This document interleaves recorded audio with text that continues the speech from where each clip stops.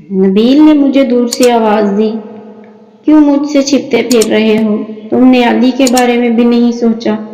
نبیل نے کوریڈور سے باہر نکلتے ہی مجھے کہا تھا۔ میری سچ میں ہمت نہیں ہو پا رہی تھی کہ میں نبیل سے نظریں ملا سکوں۔ میں خاموش ہی رہا۔ میں جانتا ہوں کہ تم بے قصور ہو۔ یہ سننے کے بعد میں نے نبیل کی طرف دیکھا۔ اس نے مجھے آنکھوں سے حوصلہ دیا، پھر ایک کاغذ اپنی جیب سے نکال کر میرے سامنے کیا۔ میں نے کاغذ تو پکڑ لیا مگر اسے کھولا نہیں۔ علی کیسی ہے؟ بڑی جلدی علی کا خیال آ گیا۔ نبیل کے جملے میں طنز تھا۔ میں نے اس کی طرف دیکھ کر کہا، میں نے علی کے لیے بہت دعائیں مانگی ہیں۔ کس حیثیت سے؟ میں نبیل سے کسی ایسے سوال کی امید نہیں رکھتا تھا۔ میرے پاس اس کے سوال کا جواب نہیں تھا۔ خطرے سے باہر ہے، ایک گولی بازو پر لگی ہے، دوسری ٹانگ پر۔ آپریشن ہو چکا ہے، ابھی ہوش نہیں آیا۔ نبیل نے غم میں ڈوبی آواز میں تفصیل بتائی۔ ہم دونوں کے درمیان تھوڑی دیر خاموشی رہی۔ یہ کاغذ کھولو۔ جب میں نے اس کاغذ کو کھولا تو میں ششدر رہ گیا۔ اس کاغذ پر تاریخ لکھی تھی، 20 دسمبر 1998، الاحد سنڈے۔ 20 دسمبر تو تمہاری ڈیٹ آف برتھ ہے نا؟ نبیل نے مجھے مشکوک نظروں کے ساتھ دیکھا۔ وہ بتا نہیں رہا تھا یا پوچھ رہا تھا؟ میں نے فوراً مان لیا، یہ تو میری ڈائری کا کاغذ ہے۔ یہ ڈائری مجھے عارفہ نے گفٹ کی تھی۔ عارفہ؟ وہ کیوں ایسا کرے گی؟ میں نے اس کا ٹی وی توڑا تھا، میرے منہ سے نکل گیا۔ نبیل نے مجھے عجیب نظروں سے دیکھا، پھر حکمیہ انداز میں کہنے لگا، خط پڑھو۔ انور صاحب، میرا نام مہروز ماجد ہے اور میں عالیہ کا پڑوسی ہوں۔ آپ کو 2 دفعہ فون کیا مگر آپ کو میری بات پر یقین نہیں آیا، اس لیے آپ کو خط لکھ رہا ہوں۔ میں آپ کو آخری بار پھر سے بتا رہا ہوں کہ میرا عالیہ کے ساتھ چکر ہے، آپ اس سے شادی مت کرو۔ یہ میں نے نہیں لکھا اور نہ ہی میں نے انور کو کوئی فون شون کیا تھا۔ میں نے فکر مندی سے اپنی صفائی دی۔ تمہاری ہینڈ رائٹنگ کو پہچانتا ہوں، نبیل نے یقین سے بتایا۔ میں ہینڈ رائٹنگ پر غور کرنے لگا تو میرے ہوش ہی اڑ گئے۔ یہ تو ثانیہ کی ہینڈ رائٹنگ ہے۔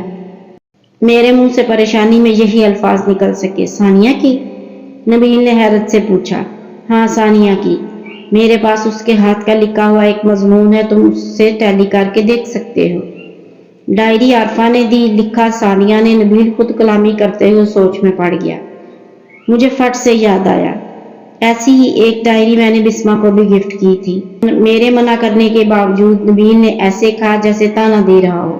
تمہارے کہنے کا یہ مطلب ہے کہ یہ پیج بسمہ کی ڈائری سے نکالا گیا اور لکھا ثانیہ نے ہے؟ نبیل کسی نتیجے پر پہنچنا چاہ رہا تھا۔ یہ بھی تو ہو سکتا ہے کہ عارفہ نے ڈائری دینے سے پہلے یہ پیج نکال لیا ہو۔ میں نے قیافہ لگایا، یہ بھی ممکن ہے۔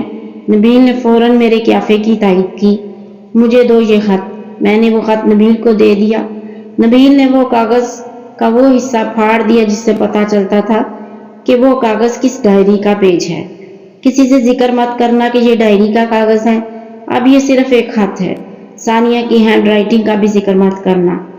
مجھے سب سمجھ آ گئی ہے کہ کس نے ڈائری سے کاغذ پھاڑا اور کیوں پھاڑا۔ نبیل یہ بول کر وہاں سے چلا گیا، جبکہ میں ابھی تک سوچ کے سمندر میں غوطے کھا رہا تھا۔ کیا میری تینوں محبتوں نے مجھے مل کر بدنام کرنے کی کوشش کی ہے؟ میں نے تو کبھی ان تینوں کا برا نہیں چاہا تھا، پھر کیوں انہوں نے میرے ساتھ ایسا ہی کیا؟ میں اپنے خیالوں میں کھویا ہوا تھا کہ نبیل نے مجھے تھوڑی دیر سے آواز دی۔ میں نے اس کی طرف دیکھا تو اس نے مجھے اپنی طرف آنے کا اشارہ کیا۔ میں اس کی طرف چل پڑا۔ رات ہو چکی تھی۔ ہسپتال کے ایک روم کے باہر کھڑے ہو کر نبیل مجھے سمجھانے لگا، اماں ابا علی سے مل چکے ہیں، اب اس نے ہمیں بلایا ہے۔ میں نے جلدی سے نبیل کی بات کاٹی تھی، مجھے کیوں بلایا ہے؟ نبیل نے مجھے گھوری ڈالی، پھر اچھے موڈ کے ساتھ اس کے ہونٹوں پر یہ الفاظ تھے، نالائق الو۔ نبیل نے میرا ہاتھ پکڑا اور روم کی طرف لے گیا۔ سب سے پہلے تو اس نے ہسپتال کا روم اندر سے لاک کیا، پھر وہ علی کے پاس چلا گیا۔ میں اس کے پیچھے تھا۔ اس نے بڑی محبت سے علی کا ماتھا چوما۔ علی جو کچھ سہمی ہوئی تھی اسے حوصلہ مل گیا۔ پھر اس نے علی کے ہاتھ پر بڑی احتیاط کے ساتھ اپنا ہاتھ رکھا۔ علی کی ہتھیلی کی پچھلی طرف ڈرپ کی سوئی لگی ہوئی تھی۔ نبیل علی کے پاس بینچ پر بیٹھ گیا۔ تم اپنے دل کی بات صرف ایک بار مجھے بتا دیتی، نبیل نے شکایتی انداز میں کہا۔ علی کے چہرے کی رنگت اڑ گئی۔ وہ جو نبیل کی طرف دیکھ رہی تھی، اس نے دوسری طرف منہ پھیر لیا۔ چند منٹ ہسپتال کے روم میں سناٹا رہا۔ پھر نبیل نے بڑی محبت کے ساتھ علی کا چہرہ ہماری طرف کیا۔ علی کی آنکھوں میں آنسو تھے۔ اب کیوں رو رہی ہو؟ نبیل علی کے آنسو دیکھ کر تڑپ اٹھا تھا۔ نبیل کے بھی آنسو نکل آئے تھے۔ علی کی تو سمجھ آتی ہے کہ اس کی بارات نہیں آئی، یہ نبیل کیوں رو رہا ہے۔ اس وقت میرے ذہن میں یہ خیال آیا تھا۔ اس سے پہلے کہ مجھے اور خیال آتے، علی نے درد میں ڈوبی آواز میں کہا، بھائی۔ علی کے یہ بولنے کی دیر تھی۔ نبیل اٹھ کر لیٹی ہوئی علی کے گلے لگ گیا۔ دونوں بہن بھائی پھر سے رونا شروع ہو گئے۔ کتنا رو گے تم دونوں، بس بھی کرو۔ مجھے دوسرا خیال آ گیا۔ چند لمحوں بعد نبیل اٹھا۔ پہلے اس نے ٹیشو پیپر سے علی کے آنسو صاف کیے، پھر اپنے آنسو صاف کرتا ہوا میری طرف آیا۔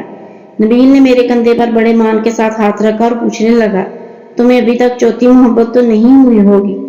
میں نبیل کی بات سن کر شرمندہ ہو گیا تھا، کیونکہ اس نے یہ سوال علی کے سامنے ہی پوچھ لیا تھا۔ میں نے چور نگاہوں سے علی کی طرف دیکھا۔ وہ زیر لب مسکرا رہی تھی۔ ادھر مت دیکھو، میرے سوال کا جواب دو، نبیل نے روکھے لہجے میں کہا تھا۔ میں اس کے سوال کا کیا جواب دیتا؟ میں نے نفی میں گردن ہلا دی۔ اگر تم علی سے شادی کرنا چاہتے ہو تو بی بی جی کے ساتھ اپنے امی ابو کو رشتہ مانگنے کے لیے ہمارے گھر بھیجو، نبیل نے دو ٹوک انداز میں کہا تھا۔ مجھے کچھ سمجھ نہیں آ رہی تھی کہ میں اس وقت اس سے کیا کہوں۔ میں پریشان تھا۔ میں نے ایک بار پھر سے علی کی طرف دیکھا جو ہم دونوں ہی کی طرف دیکھ رہی تھی۔ علی نے لمحہ بار ہی میری آنکھوں میں دیکھا ہوگا، پھر مسکراتے ہوئے نظریں جھکا لی۔ میری نظریں تو اس وقت اپنے لکھے ہوئے مسودے پر تھی، پر مجھے علی دکھائی دے رہی تھی۔ میں نے پیچھے لکھا تھا کہ میں آج بھی بسمہ کے ہاتھ کا لمس اپنے ہاتھ پر محسوس کرتا ہوں۔ میں اس سے بھی عجیب بات کرنے لگا ہوں۔ میں آج بھی ہسپتال کے بستر پر پڑی ہوئی علی کی نظروں کا سحر اپنے سارے وجود پر محسوس کرتا ہوں۔ بہت رات ہو گئی ہے، چلیں اب سو جائیں۔ میرے کندھے پر میری بیگم کا ہاتھ تھا۔ میں نے پلٹ کر دیکھا، ثانی کھڑی تھی۔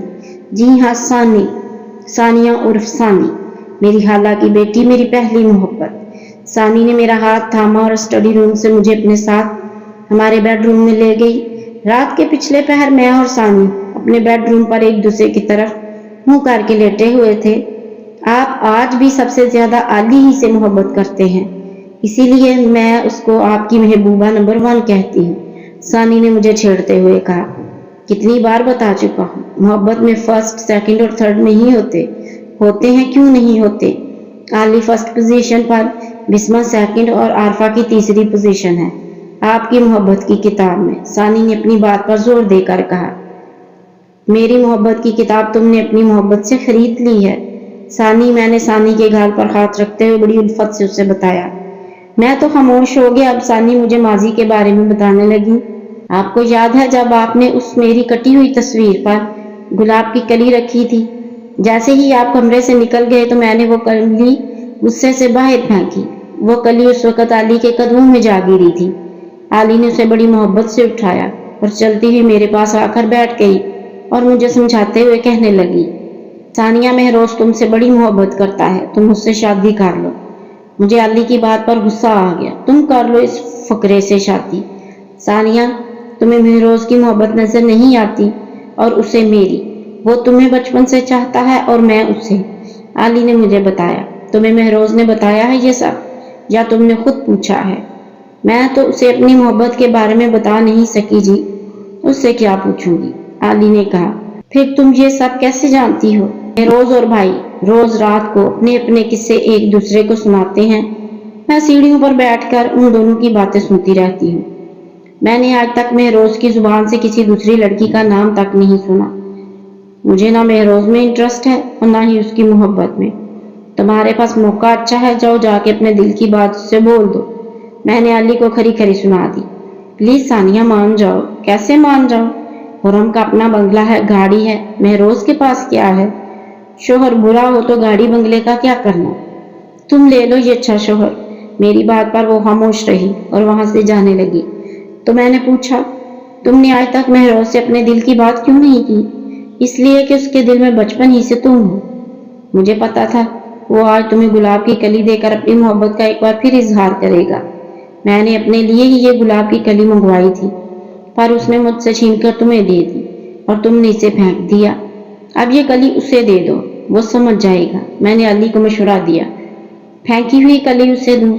उस वक्त अली के सवाल ने मुझे लाजवाब कर दिया था। मैंने जल्दी से बात बदली। तुम ऐसे करो, अभी उसे जाकर अपने दिल का हाल सुना दो। वो तुम्हारी मोहब्बत में बहरा हो चुका है, अंधा तो नहीं हुआ अभी, अल्लाह ना करे। तुम ऐसे करो, उसे एक खत लिखो। ये सुनने के बाद अली सोच में पड़ गई। फिर आपके कमरे में इधर उधर देखने लगी, जैसे कुछ तलाश कर रही हो। आखिर में उसने आपकी अलमारी खोली जिसमें 2 नई डायरियां पड़ी हुई थी। वो उन्हें निकाल लाई और मेरे सामने आपके बिस्तर पर बैठते हुए एक डायरी में से 20 दिसंबर वाला पेज निकाल लिया। 20 दिसंबर वाला पेज क्यों निकाला? मैंने फट से पूछा। इस पर खत लिखूंगी। मुझे अली की बात पर हैरानी सी हुई। मैंने जल्दी से पूछा, मतलब लव लेटर? इस पर ही क्यों? मैं और महरोज 20 दिसंबर को ही पैदा हुए थे, 1 साल के वक्फे से। महरोज को पता है ये बात? मैंने फौरन पूछा। नबील भाई को पता है। आली ने वो डायरी का कागज फोल्ड किया, गुलाब की कली थामी और कमरे से चली गई। सानी खामोश हुई तो मैंने जल्दी से पूछा, ये भी लिख दूं? मेरी कड़वी कसीली बातें मत लिखिएगा, सानी ने आंखें बंद करते हुए कहा।